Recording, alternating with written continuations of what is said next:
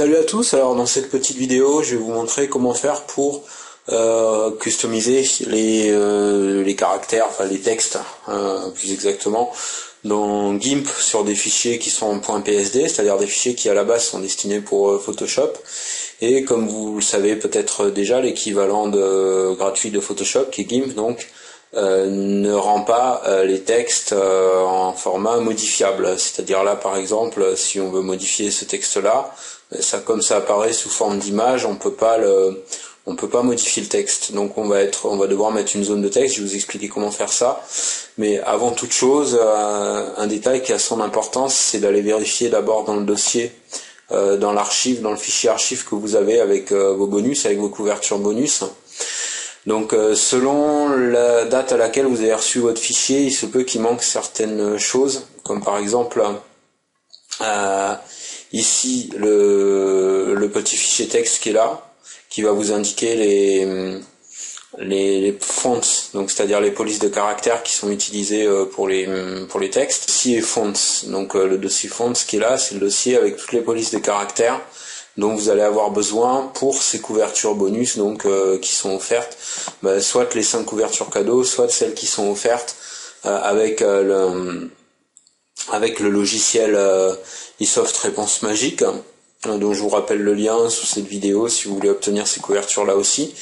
Mais pour l'instant on va se concentrer donc sur la modification dans GIMP des textes dans les couvertures. Alors, la première chose qu'il vous faut faire, c'est d'aller dans votre panneau de configuration. Alors moi je fais ça sous Windows 7, si vous avez un autre Windows, c'est peut-être un petit peu différent, ou si vous êtes sur Mac, c'est encore autre chose. Mais en tout cas, il faut aller là où il y a les polices des caractères, d'accord? Donc on ouvre le dossier des polices. Et là, dans votre fichier archive, donc si vous ne l'avez pas, je vous mets tout de suite un petit lien sous la vidéo, vous pouvez télécharger tout de suite le dossier des polices de caractères dont vous aurez besoin et le petit fichier texte qui va vous aider à avoir les correspondances avec les couvertures. Je vais y revenir tout de suite. Alors là, vous ouvrez votre dossier de fonts, donc vous sélectionnez tout et vous faites un glisser-déposer. Là je vais pas le faire puisque je les ai déjà, et vous les décompressez tous donc dans vos polices. Et donc comme ça vous aurez toutes les polices nécessaires pour pouvoir travailler les couvertures qui vous sont offertes en cadeau.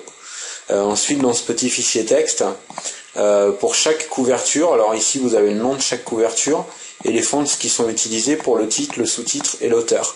Comme ça vous n'êtes jamais perdu et vous savez, par exemple pour celle-là, si on veut ouvrir par exemple celle-ci avec GIMP, vous saurez que la police de caractère qui a été utilisée pour le titre c'est celle-là, pour le sous-titre celle-ci, pour l'auteur celle-ci, etc. Ok, pour chaque couverture. S'il y a quoi que ce soit que vous comprenez pas, vous m'envoyez un petit email, mais bon, je vais vous montrer tout ça à l'écran, donc ce sera encore plus simple. Alors, une fois que vous avez mis vos polices de caractère, vos nouvelles polices de caractère, donc on va fermer ça pour le moment. Vous ouvrez votre fichier dans GIMP. Donc là, j'ai déjà ouvert pour gagner du temps, mais surtout, je vous recommande de d'abord mettre les polices de caractère comme on vient de voir, et ensuite seulement, vous ouvrez vos couvertures dans GIMP pour que ce soit bien pris en compte par le logiciel GIMP, parce que si vous ouvrez le logiciel GIMP avant de mettre vos polices de caractère, elles risquent de ne pas apparaître dans la liste dont vous allez avoir besoin tout à l'heure. Alors ici, on va repérer le titre, le sous-titre, etc. Donc on va repérer les mots qui sont là, titre et book par exemple. Alors je suis désolé, mais j'ai pas eu le temps de customiser quand mon graphiste a fait les couvertures. On n'a pas personnalisé ici, mais avec le petit œil qui est là, vous pouvez voir qu'est-ce qui correspond à quoi. Donc si on prend par exemple book et qu'on veut remplacer par votre propre titre ou sous-titre, donc ce qu'on va faire, on va d'abord jeter un œil sur le petit fichier texte par rapport au fichier couverture qui est ouvert. Ici c'est eCover 07, d'accord? Donc on va aller chercher dans le petit fichier texte qui correspond. Hop, et eCover 07, donc là ça va être simple, c'est SysQualite pour les trois. Ok, donc c'est la police de caractère SysQualite. Donc ça c'est important de repérer quelle police de caractère. Vous pouvez mettre une autre si vous voulez, mais là l'intérêt c'est de conserver l'attrait graphique donc qui a été pensé par le graphiste spécialiste en marketing. Donc le mieux c'est de garder comme elles sont. Et donc On va éliminer donc en appuyant sur l'œil ce mode book là, et on va aller ici, qui est là pour mettre une zone de texte. C'est l'outil texte, d'accord? Donc on va intégrer notre zone de texte juste ici, hop, comme ceci. Et donc là, on va remplacer, donc à la place de book, je mets livre, par exemple, et évidemment, il faut mettre votre titre. Hein. Et pour l'instant, on ne le voit pas s'afficher parce que c'est pas dans la bonne couleur ni la bonne taille. Donc c'est ce qu'on va voir tout de suite, comment changer ça. Avec la petite boîte, la boîte à outils qui est là, d'accord? Donc je sélectionne, livre. Ok, alors, voilà. Et là, on va mettre une couleur, donc par exemple, si on veut mettre, comme tout à l'heure, la première lettre, elle avait la petite couleur mauve ici, donc on prend la pipette ici, d'accord, hop.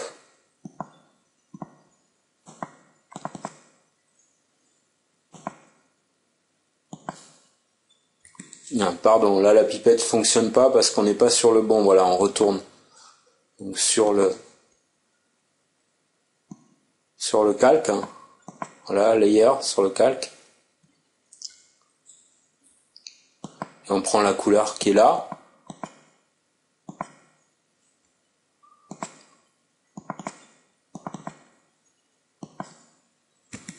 Pardon, en fait, il faut aller sur le rectangle qui est là, donc le rectangle coloré.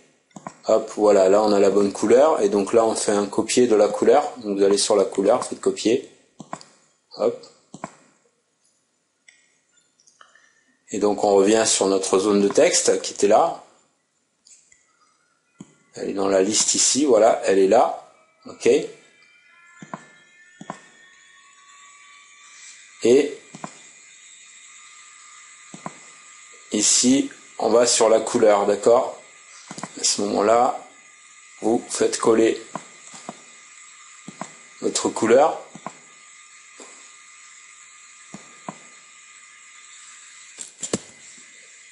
Et là, vous allez avoir votre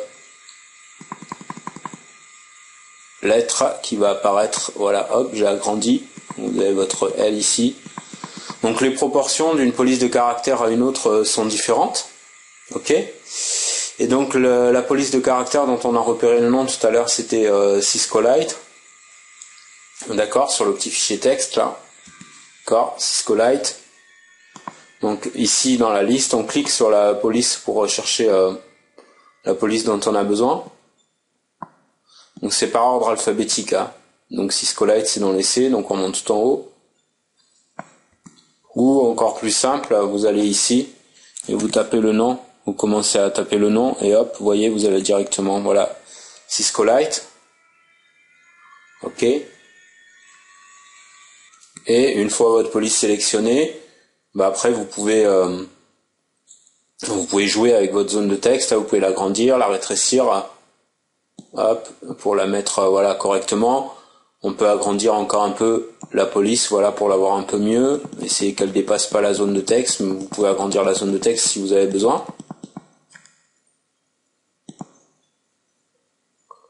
Donc là, on peut faire par exemple comme ça. Voilà. Et ensuite, vous pouvez changer la couleur pour les autres lettres, pour que ce soit visible. Par exemple, là en blanc. Voilà, si vous souhaitez laisser la première lettre en violet, en mauve, et que vous voulez les autres en blanc, ben vous pouvez faire une autre zone de texte. C'est-à-dire si vous voulez le même effet qu'on avait au départ avec book, par exemple, quand on avait une couleur violette pour la première lettre. Voilà, comme ça. Ben, si vous voulez le même effet, ben, vous pouvez le reproduire en mettant une autre zone de texte à ce moment-là. Hop, vous refermez cette zone de texte et vous créez une autre zone de texte que vous mettez à côté. Et vous pouvez jouer à ce moment-là avec les zones de texte. Voilà, donc de préférence de la même taille. Hop. Voilà, comme ça vous rapprochez vos zones de texte. Et là, vous pouvez mettre la suite du mot. Hop. Alors dans GIMP, l'inconvénient, c'est que les zones de texte, dès que vous commencez à taper, elle commence à bouger quoi. Moi sincèrement, je préfère travailler avec Photoshop, hein, largement. Mais après, je comprends très bien que si on préfère utiliser GIMP, y a aucun problème, on peut le faire aussi. Bon, c'est gratuit, mais on en a pour son argent, comme on dit quoi. C'est-à-dire, on paye pas le prix financier, mais on paye le prix du temps, quoi. Donc voilà, là, on va prendre la couleur blanche. Ok. Ici, voilà. Alors, ce que je comprends pas, c'est pourquoi il m'a mis l'autre en violet. Donc, on va revenir ici sur voilà, sur la lettre L. À tout moment, vous pouvez revenir sur la zone de texte que vous avez besoin ici, vous voyez, dans le petit bloc de droite. D'accord? Et donc là, on va remettre la couleur qu'on avait tout à l'heure. Voilà. Et là, on peut avoir une partie en mauve et une partie en blanc, si on veut. Et après, quand vous avez besoin de jouer, de jouer avec une zone de texte, de changer la taille, de la bouger, bah, c'est assez simple, hein, vous allez dessus ici. Et puis après, vous pouvez la modifier toujours avec cette fonction-là, qui est ici. D'accord? Et vous pouvez la bouger facilement, si vous voulez la mettre un peu plus droit, si vous voulez changer la couleur, etc. Alors on va essayer de la mettre droite quand même. Voilà. Après, vous faites la même chose hein, pour les autres. Alors si vous repérez pas où sont les endroits que vous voulez changer, bah, vous avez les yeux ici. Donc quand vous enlevez un œil, voilà, quand vous cliquez sur un œil, vous voyez tout de suite où se trouve l'endroit où vous voulez faire le changement. Et donc mettre une nouvelle zone de texte ici, etc. Ok. Alors GIMP c'est quand même un bon petit logiciel, hein. Si vous l'avez pas, vous pouvez l'avoir gratuitement. Simple, vous tapez télécharger GIMP dans Google et vous trouverez immédiatement un lien pour le télécharger.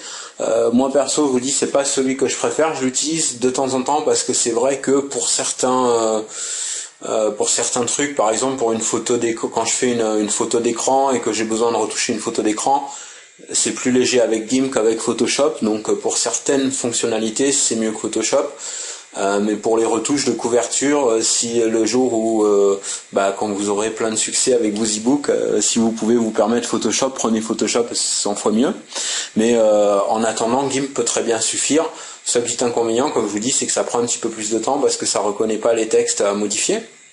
Mais comme vous avez vu, on peut toujours bricoler, il y a toujours un système D pour y arriver.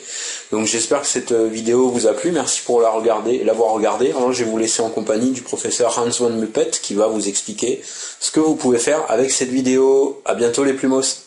Hey les amis, je suis le professeur Hans von Muppet. Merci pour avoir regardé cette vidéo. Maintenant que vous avez regardé et apprécié, il y a plusieurs autres choses que vous pourriez aimer faire. Premièrement, abonnez-vous sur cette chaîne YouTube. De cette façon, vous serez notifié dès qu'une nouvelle vidéo sortira et vous ne manquerez plus jamais aucune nouveauté. Ensuite, cliquez sur j'aime. C'est toujours agréable d'être aimé, vous ne croyez pas ? Tout le monde aime être aimé et vous pouvez aussi aimer cette vidéo. Et pour finir, vous pouvez partager. Oui, faites savoir à quel point vous avez trouvé cette vidéo géniale. Dites-le au monde entier sur votre blog, à vos amis. Tous les boutons dont vous avez besoin sont là, juste en dessous, ou même au-dessus, ou quelque part dans le coin, je peux les voir d'ici. Merci.